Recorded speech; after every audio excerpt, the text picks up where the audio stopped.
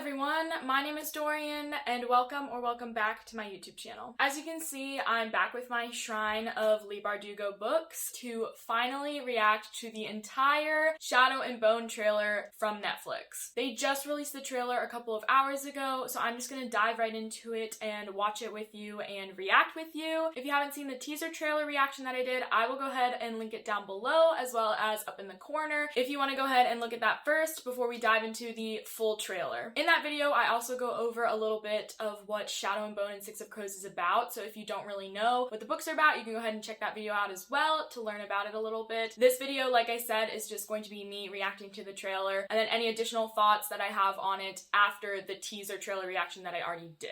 So without further ado, let's go ahead and get into the reaction. I am so excited for this. I have been waiting a very long time. All right, and we're going.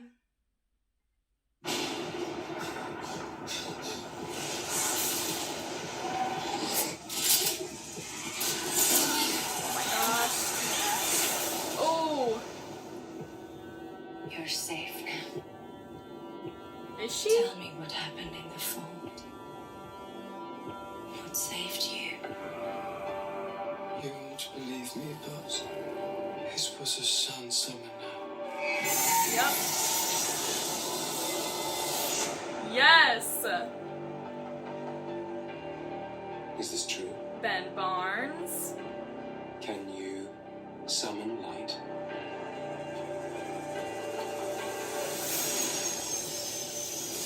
Here's her answer. She's real. Our enemies Okay. are threatened by your mere existence. The whole world will be after you. Yep. The prize is 1 million Kruger. Bring me Alina Starkov. Oh my god. Prisoner. One of Ravka's. Oh my Pull your god. life into the fold and destroy it from within. Oh. So no pressure. Those things are nasty. Everyone is looking at me like I'm the answer. Well. Bring the light. Again. Bagra. The only thing more powerful than you or me. The two of us together. Yes. Yes. Now the work begins.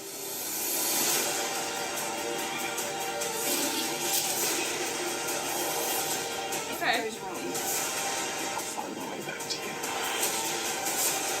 How many bullets do you have? Not enough. Nice.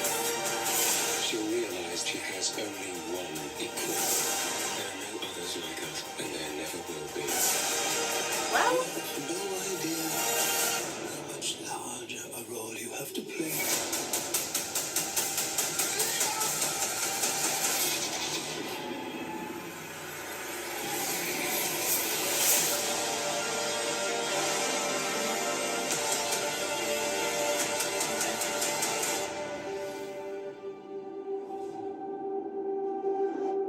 Alright. Wow.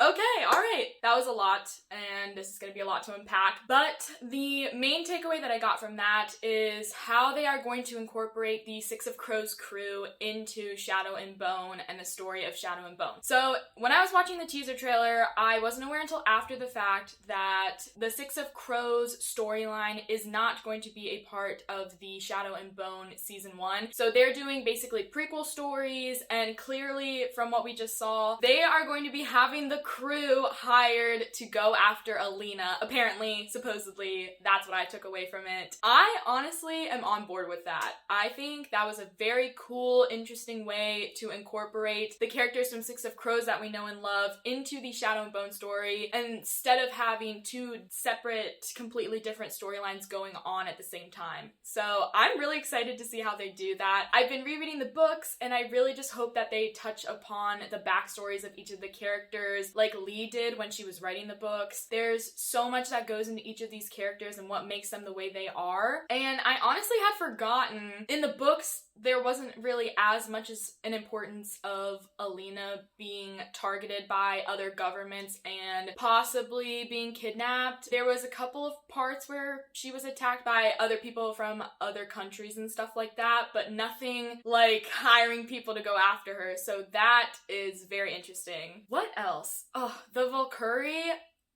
I don't like them. In the book, I wasn't as scared of them. I was just like, okay, they're flying gargoyle-ish thingies, but Netflix really did a good job on the visual effects. I will say it again, and I don't even want to know how much that cost because clearly a lot of visuals were involved with the show, and a lot of visuals are what is needed to be involved when you're creating the world of the Grishaverse and all the magic. On that note, I like so far how they are depicting the magic aspect and how the summoners and the Grisha use their magic, especially Alina's. It's really opened my eyes to how the character Alina, as well as others, moved while they were using their Grisha magic. I really like how they had her just standing there, like holding that ball of light, just like kind of shaking a little bit, like trying to keep it going, but clearly she was, because clearly that's a point in time where she's strong enough to summon her own light, which is a whole other deal. I love how they take Baghra and how they depict her, because the actress who plays Baghra does a very good job of being very snappy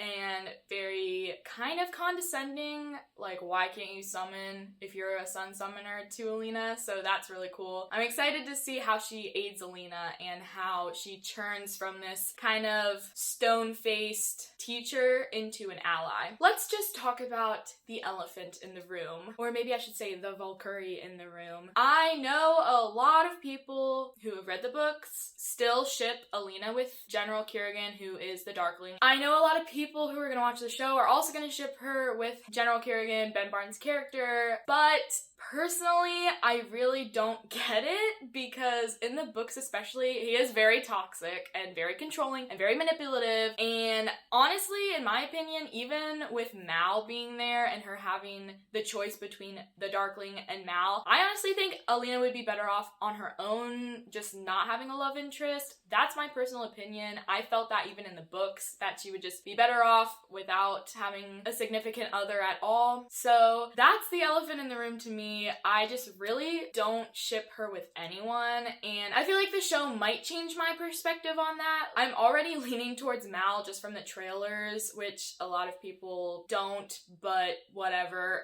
And I'm sure I will have some kind of conflict about Ben Barnes' character, General Kerrigan, because of the way he will be portraying him and the acting style and choices he will be making with General Kerrigan to make him come off a certain way. That'll make us trust him and believe he wants the best for Alina and all that stuff. But I really just, at this point in time, I'm not really feeling the love interest thing. I also don't think Inej and Kaz will have any hints at being romantically involved in the show, at least in this season. If they did, I would be okay with that, because I think from the books, clearly, they've been building up this relationship for a while, so I think their feelings started growing a long time before they started realizing them. I think it would be a good idea to throw a little bit of that in there, but we'll just have to wait and see.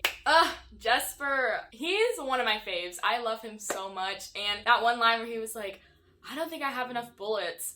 Perfect, on point, exactly what he would say in a situation, whatever situation he is in, that would cause him to say that. So the one thing that I noticed in the trailer that I wasn't accustomed with and didn't recognize was the metal tank in one of the scenes that was cutting through the fold. I'm not really sure what that's supposed to be. I'm assuming there might be Inferni in there or other summoners in there who are gonna try and fight off the Valkyrie at some point in time. I think it's a cool idea to have new technology introduced. Perhaps it's a part of another country's or another government's attempts to cross the fold. I don't really know for sure, but I don't think that Alina's country, Ravka, has anything like that. They usually just rely on ships and wagons, horses, all that stuff. So I'm interested to see how that comes into play. That was the one thing that I was sort of questioning while watching it. But other than that, I pretty much knew what was going on. I am very excited.